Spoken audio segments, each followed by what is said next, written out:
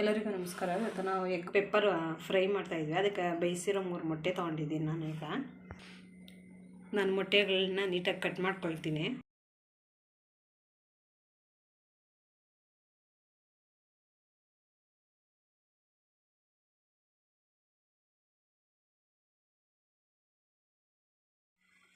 ಎಲ್ಲ ಮೊಟ್ಟೆನೂ ಕಟ್ ಮಾಡಿ ಇಟ್ಕೊಂಡಿದ್ದೀನಿ. ಇವಾಗ ನಾನು ಸ್ಟವ್ ಅಂಟಿಸ್ಬಿಟ್ಟು ಒಂದು ಪಾನ್ ಇಟ್ಕೊಂಡಿದ್ದೀನಿ. ಈಗ ಎಗ್ ಫ್ರೈ ಮಾಡ್ಕೊಳ್ಳೋಕ್ಕೆ ಅಂತ ನಾನೊಂದು ಸ್ಪೂನ್ ಎಣ್ಣೆ ಹಾಕ್ಕೊಳ್ತಾ ಇದ್ದೀನಿ.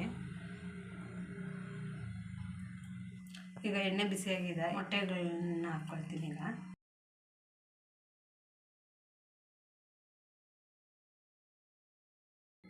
ಈಗ ಮತ್ತೆ ಇನ್ನೊಂದು ಸೈಡ್ ತಿರುಗಿಸ್ಕೊಳ್ತಾ ಇದ್ದೀನಿ. ಮೊಟ್ಟೆ ಎಲ್ಲ ಮೊಟ್ಟೆನೂ ನೀಟಾಗಿ ತಿರುಗಿಸ್ಕೊಳ್ಬೇಕು.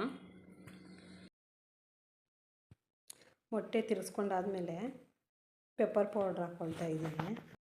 ಈಗ ಒಂದು ಸ್ವಲ್ಪ ಚಿಲ್ಲಿ ಪೌಡ್ರ್, ನಮ್ಮ ಖಾರಕ್ಕೆ ಎಷ್ಟು ಬೇಕೋ ಅಷ್ಟು ಚಿಲ್ಲಿ ಪೌಡ್ರ್ ಸೇರಿಸ್ಕೊಳ್ತಾ ಇದ್ದೀನಿ. ನಮ್ಗೆ ರುಚಿಗೆ ಬೇಕಾಗೋಷ್ಟು ಉಪ್ಪು ಸೇರಿಸ್ಕೊಳ್ತಾ ಇದ್ದೀನಿ. ಒಂದು ಚಿಟಿಕೆ ಅಷ್ಟು ಅರಿಶಿನ ಸೇರಿಸ್ಕೊಳ್ತಾ ಇದ್ದೀನಿ. ಅರಿಶಿನ ಹಾಕ್ಬಿಟ್ಟು ತಿರುಗಿಸ್ಕೊಳ್ಬೇಕು. ಮೊಟ್ಟೆ 2 ಸೈಡು ಬೇಯಿಸ್ಕೊಂಡ್ರೆ ಮೊಟ್ಟೆ 2 ನಿಮಿಷದಲ್ಲೇ ರೆಡಿ ಆಗಿಬಿಡುತ್ತೆ.